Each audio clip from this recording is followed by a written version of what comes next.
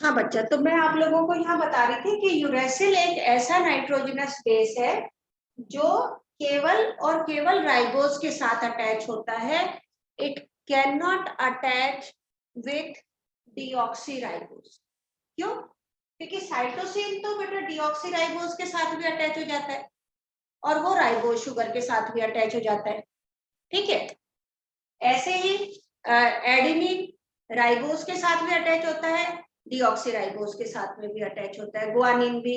केवल और केवल ये है। ऐसे ही एक क्वेश्चन और आ जाता है कि थाइमिन जो नाइट्रोजनस बेस है ना बेटा, वो केवल और केवल किसके साथ अटैच होता है? थाइमिन केवल अटैच होता है बेटा डीऑक्सीराइबोज के साथ। हो सकता है ये चीज अभी आपको समझ में नहीं आए, अभी हम जब आगे पढ़ेंगे तो आपको ये क्लियर हो जाएगा। मतलब कोई डिफिकल्ट चीज नहीं है। ओनली क्या चीज है कि आपको ये पता होना चाहिए, जैसे कि भाई आरएनए में थाइमिन की जगह यूरासिल हो, तो नेचुरली आरएनए में यूरासिल है, इसका मतलब थाइमिन आरएनए में नहीं होता। जब थाइमिन आरएनए में नहीं होता तो थाइमिन क्योंकि राइबोज के साथ अटैच नहीं हो सकता। ऐसे ही यूरासिल जो है वो केवल आरएनए में प्रेजेंट है, वो डीएनए में नहीं प्रेजेंट है। तो यूरासिल डीएनए के साथ यानी कि डीऑक्सीराइबोज शुगर के साथ अटैच नहीं हो सकती। My internet connection is slow but don't worry, recording is going on. Okay बेटा, तो कोई चिंता की बात नहीं है। I will send the recording also. अब बात आ जाती है, ये तो हो गए बेटा इनके स्ट्रक्चर। आपको इनके स्ट्रक्चर में से सबसे मेन जो स्ट्रक्चर याद रखना है वो याद रखना है एडेनिन का, because it is given in the NCERT. तो वो तो बिल्कुल नीट पॉइंट ऑफ व्यू से भी और एग्जाम पॉइंट ऑफ व्यू से भी इम्पोर्टेंट है। बाकी ये स्ट्रक्चर अगर याद हो जाते हैं तो सबसे बेस्ट है, नहीं होते बाकी कुछ डिफरेंस नहीं है बेटा। इन दोनों में तो वही है, दोनों पे कार्बोनाइल है। इसका स्ट्रक्चर बिल्कुल आपके सेम टू सेम किसके जैसा है? गुआनिन के जैसा है। ओनली डिफरेंस इज ये पलटी हो गए, NH2 इधर आना था, O उधर जाना था। तो कोई ऐसा ज्यादा टिपिकल नहीं है, 5-6 बार बना के देखोगे तो सब लर्न हो जाएगा। अच्छा, अब बात आती है कि अगर हम लोग बात कर रहे थे डीएनए की, तो अभी तो हमने डीएनए के 3 कंपोनेंट्स पढ़े। सबसे पहला कंपोनेंट पढ़ा था पेंटोज शुगर, 5 कार्बन शुगर, जिसमें मैंने बताया था या तो डीऑक्सीराइबोज शुगर होती है या तो राइबोज शुगर होती है। फिर हमने पढ़ा था फॉस्फोरिक एसिड, वो तो H3PO4 है, उसमें तो कोई चीज चेंज होनी ही नहीं है, उसका स्ट्रक्चर तो ये होता है बेटा, 3 जगह OH और 1 जगह डबल बॉन्ड H3PO4, ये इसका H3PO4, ये इनऑर्गेनिक फॉस्फेट माना जाता है। और नाइट्रोजनस बेस में हमने प्यूरिन्स और पाइरिमिडिन कर लिए। अब हम लोग देखेंगे बच्चा, एक वर्ड आता है न्यूक्लियोटाइड एंड न्यूक्लियोसाइड। तो पहले मैं लूंगी बच्चा न्यूक्लियोसाइड। न्यूक्लियोसाइड क्या है? न्यूक्लियोसाइड व्हेन शुगर, और शुगर भी कौन सी बच्चा? Pentose sugar attached with nitrogenous base. जब पेंटोज शुगर नाइट्रोजनस बेस के साथ अटैच होती है तो उस कंडीशन को कहा जाता है न्यूक्लियोसाइड। तो हम देखेंगे कि कौन कौन से न्यूक्लियोसाइड है। तो जब अगर मैं ये कहती हूँ कि पेंटोज शुगर अटैच है, अब हम ये कह दें पेंटोज शुगर के साथ अटैच है एडेनिन, एडेनिन अटैच है, तो बच्चा ये क्या हो जाएगा? इसका नाम बोला जाएगा एडिनोसिन। ओके, जब पेंटोज शुगर के साथ में एडेनिन अटैच हो जाएगा तो ये कहलाएगा एडिनोसिन। अच्छा, यही पेंटोज शुगर के साथ में गुआनिन अटैच कर दे तो क्या बन जाएगा बच्चा? सोचो, एडिनिन के साथ अटैच हुआ तो एडिनोसिन, है ना, guanosine, वेरी तो फिर ये गुआनोसिन, गुआनोसिन। उसके बाद में अगर मैं अटैच करूं थाइमीन को, पेंटोज शुगर प्लस थाइमीन, तो क्योंकि ये पाइरिमिडीन है ना बच्चा, उसमें डीन आएगा, सॉरी थाइमीन पे, तो इसमें ये पाइरिमिडीन है तो यहाँ पे इसका नाम होएगा थाइमिडीन। ये जो सफिक्स लगा है ना, ये पाइरिमिडीन से लगा है, ये तो ये थाइमिडीन, इसको थाइमोसिन नहीं कहेंगे, it is thymidine. Okay, next आता है बच्चा, अगर पेंटोज शुगर के साथ में साइटोसिन अटैच है तो क्या कहलाएगा बच्चा, बताओ। cytidine, very good, cytidine, cytidine, very good. और अगर पेंटोज शुगर के साथ, और वो भी केवल कौन सी वाली पेंटोज शुगर अटैच होती है यहाँ पे, राइबोज शुगर, ribose, राइबोज के साथ अगर यूरासिल अटैच है तो वो क्या कहला सकता है, uridine, हाँ वेरी गुड, यूरिन, है ना, सफिक्स यही लगना है क्योंकि पाइरिमिडीन। और मैं थाइमीन में इस पेंटोज शुगर के आगे क्या नाम लिख सकती हूँ, क्योंकि ये थाइमीन केवल किसके साथ अटैच हो सकता है, डीऑक्सी राइबोज शुगर, ठीक है। तो ये डीऑक्सी राइबोज शुगर के साथ जब थाइमीन अटैच है तो थाइमीन। अब बच्चा एडिनोसिन, गुआनोसिन, साइटिडिन दो दो टाइप के हो सकते हैं। कैसे दो दो टाइप के हो सकते हैं, एक एडिनोसिन हो सकता है जैसे कि राइबोज एडिनोसिन, और एक हो सकता है डीऑक्सी राइबोज एडिनोसिन। यानी अगर राइबोज शुगर के साथ अटैच है तो राइबोज एडिनोसिन हो जाएगा, डीऑक्सी राइबोज शुगर के साथ अटैच है तो डीऑक्सी राइबो एडिनोसिन हो जाएगा। तो खैर हम इसमें डिटेल में नहीं जाते हैं, हम ये कह सकते हैं कि it can be of two type, एक डीऑक्सी एडिनोसिन, एक राइबो एडिनोसिन। ये डीऑक्सी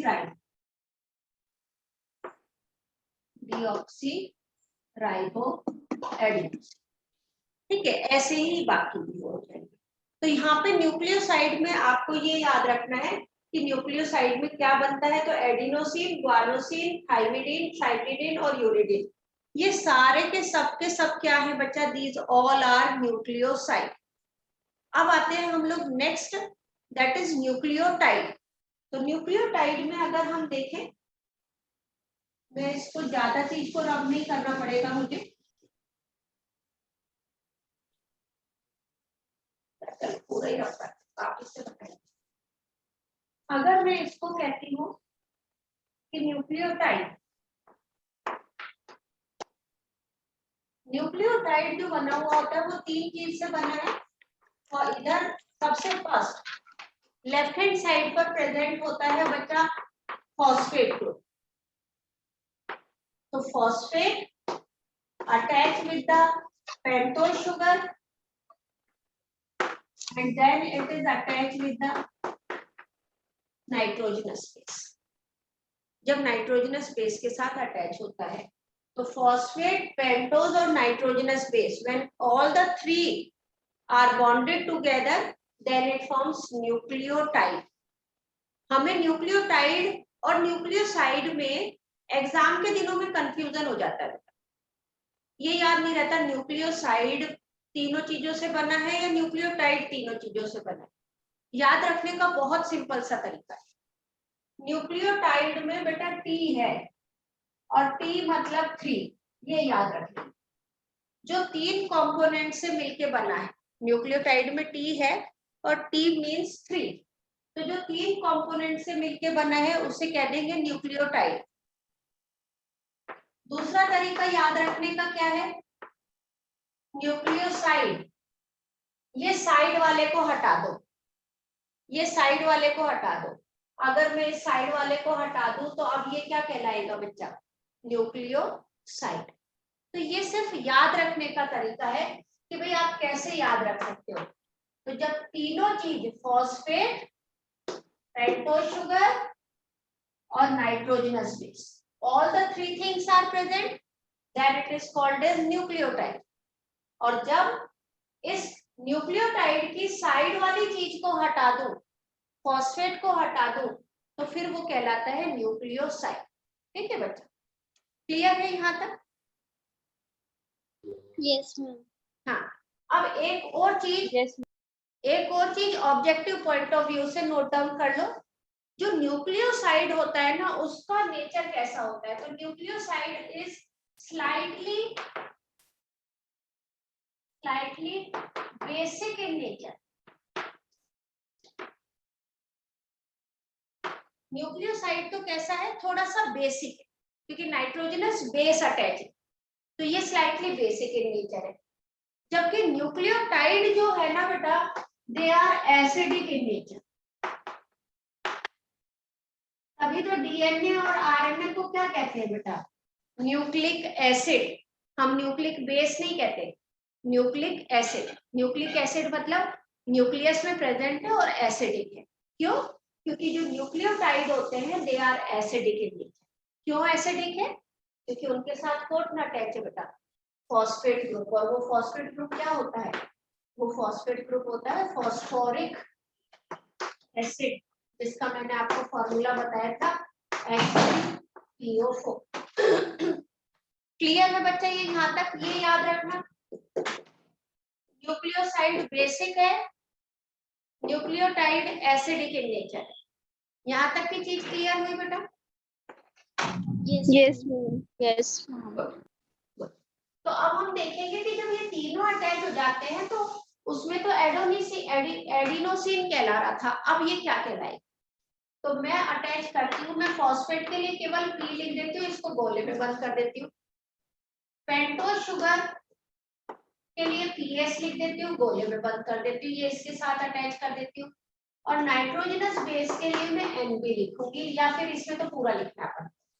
तो जब फॉस्फेट पेंटोज शुगर के साथ अटैच है और उसके साथ में एडिनाइन अटैच है, जब एडेनिन अटैच है इसके साथ में, तो अब इसका नाम क्या हो?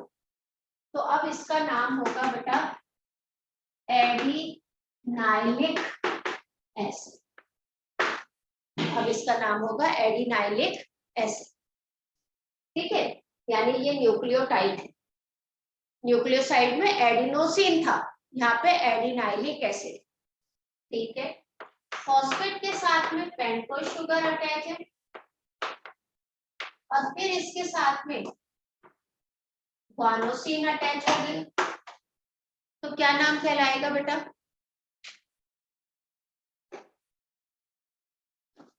बताओ। गुआनाइलिक एसिड क्या कहलाएगा बच्चा? गुआनाइलिक एसिड। गेटिंग माय पॉइंट और not? Yes ma'am. Yes ma'am. अब फॉस्फेट ग्रुप के साथ पेंटोज शुगर तो है ही अटैच। अब इस पेंटोज शुगर के साथ में अगर साइटोसिन अटैच हो, बता सकते हो क्या बनेगा? साइटोन्यूक्लिक acid. Cytidylic.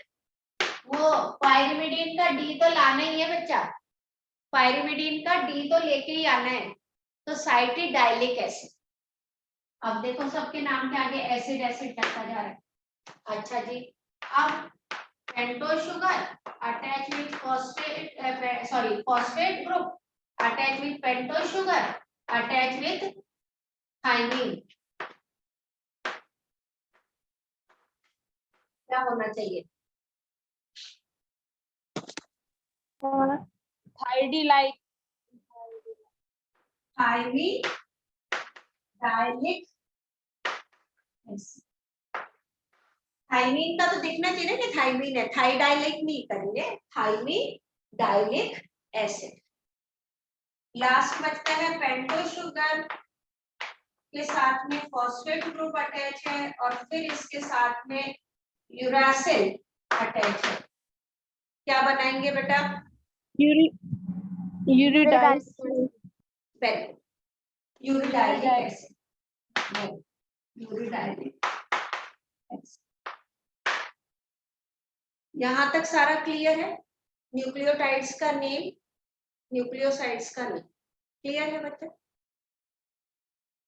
Yes ma'am. Okay, तो ये तो हो गया बच्चा अपन लोगों का न्यूक्लियोटाइड्स और न्यूक्लियोसाइड। अब हम देखेंगे कि एक्चुअली इनके बीच में बॉन्ड बनता कहाँ पे, कौन किसके साथ कहाँ पे अटैच होता है, तो बॉन्ड किस किस के बीच में बनता है, तो वो चीज देखेंगे कि how the bonding takes place.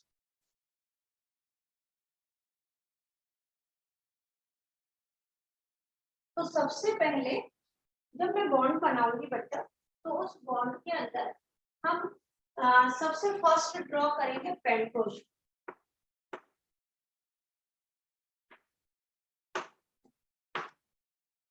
एक पेंटोज शुगर मैंने ये बना दी है बच्चा, एक पेंटोज शुगर मैंने ये वाली बना दी है। दोनों में डिफरेंस कुछ नहीं है, इसमें मैंने HOH H H H OH H CH2OH और इसमें H OH OH H H H CH2।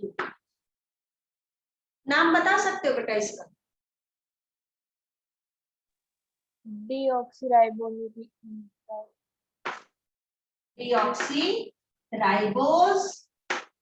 Sugar.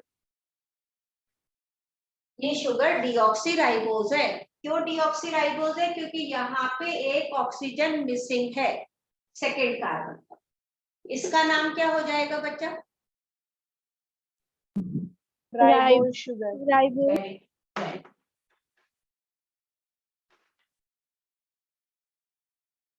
Sugar. Okay, तो हम चाहे राइबोज शुगर ले लें चाहे डीऑक्सीराइबोज शुगर ले लें, बॉन्डिंग सेम ही रहेगी। ठीक है, दोनों में बॉन्डिंग सेम ही रहेगी। तो हम बेटर है कि पहले डीऑक्सीराइबोज शुगर ले लेते हैं, क्योंकि जिससे हमें ये पंगा नहीं है कि भाई ये OH होता तो पता नहीं क्या कुछ अलग तीर मार देता। नहीं, कोई तीर नहीं मारने वाला, इस OH का इस बॉन्डिंग में कोई लेना देना नहीं। तो अब हम देखेंगे कि अगर ये अटैच होते हैं तो किस तरह से अटैच होते हैं।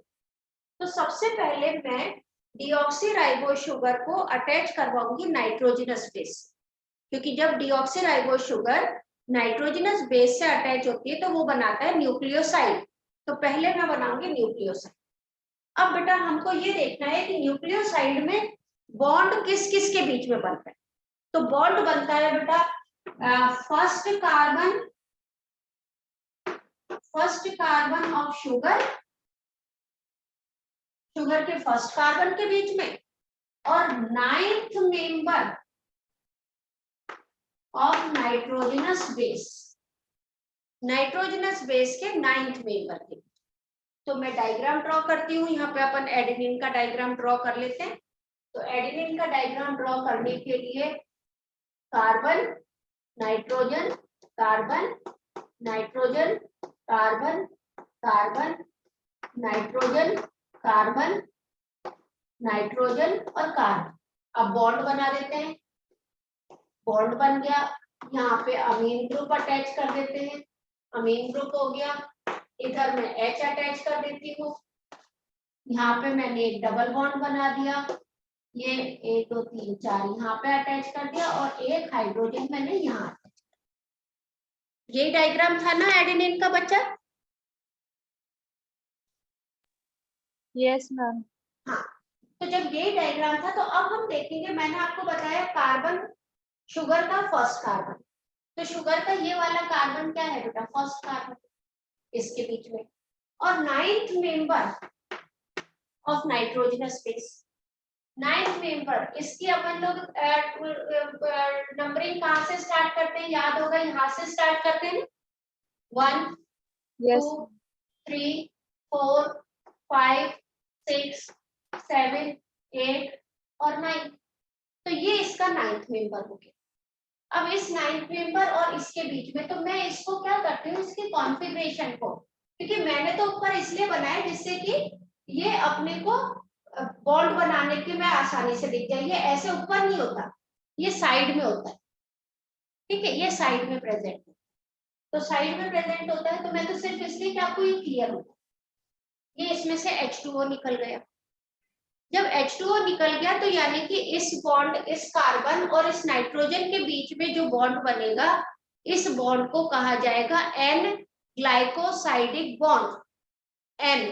एन का मतलब हुआ नाइट्रोजन इस ग्लूकोज के साथ अटैच हो रहा है, एन ग्लाइकोसाइडिक बॉन्ड, ठीक है। तो ये मैंने वाटर निकाल दिया बच्चा, कंडेंसेशन, ये इन दोनों के बीच में बॉन्ड। तो इस बॉन्ड को मैं क्या बोलूंगी, ये क्वेश्चन आएगा बच्चा, हर हालत में आएगा कि भाई नाइट्रोजनस बेस और पेंटोज शुगर के बीच में कौन सा बॉन्ड प्रेजेंट होता है, तो आप उधर आंसर दोगे एन ग्लाइकोसाइडिक बॉन्ड। क्लियर है ये सबको?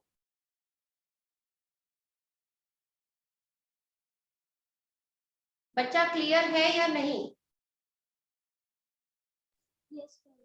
Okay yes ma'am. ओके। अब बात आती है कि अब ये अपना एक क्या बन गया पूरा, डीऑक्सीराइबो शुगर एडेनिन के साथ अटैच हुआ। तो मैं अब इसको क्या बोल सकती हूँ, ये इसका स्ट्रक्चर हो गया एडिनोसिन का। हो गया या नहीं हो गया बेटा? Yes, ma'am.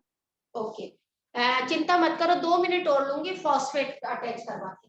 अब मैं इसके साथ अगर फॉस्फेट ग्रुप अटैच करवा दूं, मैं इसके साथ फॉस्फेट ग्रुप अटैच करवा दूं, तो अब याद रखना कि फॉस्फेट ग्रुप जो है वो 5th कार्बन ऑफ शुगर के साथ अटैच है। फॉस्फेट ग्रुप जो है वो 5th कार्बन ऑफ शुगर के साथ अटैच होगा। तो ये 5th कार्बन, तो मैं इसको ऐसे लिख सकती हूँ CH2OH। कोई प्रॉब्लम नहीं है केमिस्ट्री में, इस साइड लिखो, इस साइड लिखो, इस तरह से। और यहाँ पे मैं अटैच करती हूँ P double bond O, OH OH OH, H3PO4 हो गया बेटा। अब बॉन्ड बनेगा इन दोनों के बीच, ठीक है, बॉन्ड बन गया CH2OH और H3PO4 का जो OH है उसके बीच में। यहां से भी कंडेंसेशन हुआ। कंडेंसेशन का मतलब होता है रिमूवल ऑफ वाटर, लिख लो साइड में, condensation is removal of water during bond formation. जब बॉन्ड फॉर्मेशन होता है तो उसके अंदर जो वाटर का रिमूवल, ठीक है जी। अब जब ये वाटर का रिमूवल हुआ तो इसके और इसके बीच में जो बॉन्ड बना, ये O बॉन्ड बना, ठीक है। इस बॉन्ड का नाम क्या है? तो इस बॉन्ड का नाम है बेटा फॉस्फो एस्टर बॉन्ड। इस बॉन्ड का नाम है ग्लाइकोसाइडिक बॉन्ड, जो नाइट्रोजनस बेस और शुगर के बीच में बना है, और जो शुगर और फॉस्फेट के बीच में बना है उसका नाम है फॉस्फोएस्टर बॉन्ड, ठीक है। अभी तक मैंने इसका नाम एडिनोसिन लिखा हुआ था, अब मैं इस एडिनोसिन को रब कर दूंगी। क्या लिखूं अब इसका नाम?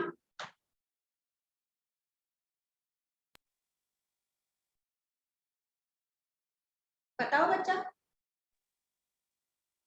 Adenine, एडिनाइलिक एसिड, एक नाम तो इसका ये आ सकता, एडिनाइलिक एसिड। और दूसरा नाम पता है क्या है? दूसरा नाम सिंपल सा है एडिनोसिन। एडिनोसिन के साथ क्या अटैच है? एक फॉस्फेट, तो उसके लिए वर्ड मोनो। और क्या अटैच है? Phosphate, mono phosphate. आप एडिनाइलिक एसिड बोलो या फिर एडिनोसिन मोनो, मोनो मतलब एक, फॉस्फेट यानी फॉस्फेट ग्रुप अटैच। जब एडिनोसिन के साथ एक फॉस्फेट अटैच हो जाता है तो उसको कहा जाता है एडिनोसिन मोनो फॉस्फेट। यहां तक क्लियर है बच्चा? Yes ma'am. Yes, ma'am. Okay, अब 2 मिनट और लूंगी। अब आता है कि ये तो एक फॉस्फेट अटैच हो गया, मोनोफॉस्फेट। आपने बचपन से 10th क्लास में एक नाम सुना होगा, एटीपी, सुना हुआ है बेटा? Yes, ma'am. हाँ, Yes, ma'am. क्या होती है ATP? Cell Currency currency. of energy. हाँ, एनर्जी करेंसी। तो अब अपन इस एडिनोसिन मोनोफॉस्फेट को एनर्जी करेंसी में कन्वर्ट कर दें। एडिनोसिन मोनोफॉस्फेट यानी एडिनोसिन के साथ एक फॉस्फेट अटैच है। एडिनोसिन ट्राइफॉस्फेट यानी एडिनोसिन के साथ में 3 फॉस्फेट अटैच है। तो एक फॉस्फेट ये हो गया, अब दूसरा फॉस्फेट ले लेते हैं। तो दूसरा फॉस्फेट हम लोग जो अटैच करेंगे वो इधर अटैच करेंगे। अब यहाँ पे P O OH OH OH। मेरे पास जगह नहीं है बेटा, अगर मेरे पास जगह होता तो मैं इधर ही अटैच कर। अभी मेरे पास जगह नहीं है इसलिए मैं इसको नीचे ले जा रही, ठीक है। तो इसमें से ये वाटर मॉलिक्यूल निकला, वाटर मॉलिक्यूल निकला तो अब इसके बीच में ये बॉन्ड बन गया ओ। तो अब मैं इस बॉन्ड को पता है ऐसे बनाऊं, ऐसा सीधा स्ट्रेट नहीं, ये लाइन। फिर तीसरा अटैच होएगा, तो तीसरा अटैच जो होएगा वो यहाँ पे अटैच होएगा, तो मैं उसके साथ में ये फॉस्फेट लगा दूंगी OH। मतलब आपको कैसे, अब आप कहोगे कि मैम इसमें आपने यहाँ लगा दिया, इसमें भी आप नीचे लगा देते। बेटा जहाँ डबल बॉन्ड O होता है ना, उसके अपोजिट वाले में बॉन्ड बनता है। यहाँ डबल बॉन्ड इधर था तो इसके अपोजिट में बना, ठीक है। तो अब कितने फॉस्फेट हो गए? एक फॉस्फेट, 2 फॉस्फेट और 3 फॉस्फेट। तो 3 फॉस्फेट हो गए। तो अब हम इसको कहेंगे adenosine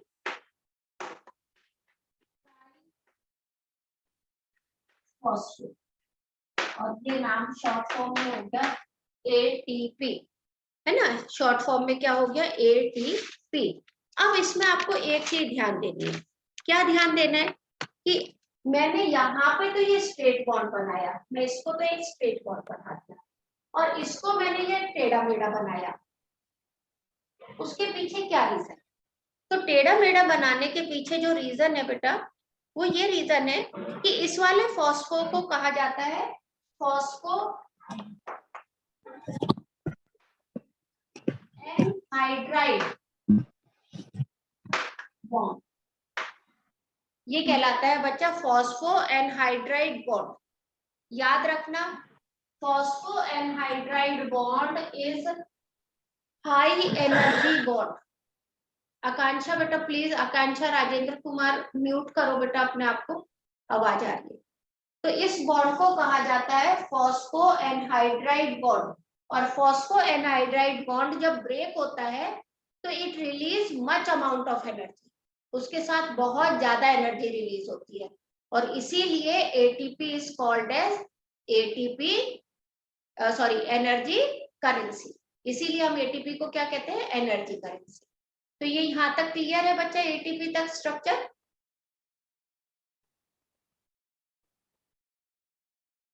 yes Yes, ma'am. ma'am. Okay yes ma'am. चलो तो फिर थैंक यू फॉर योर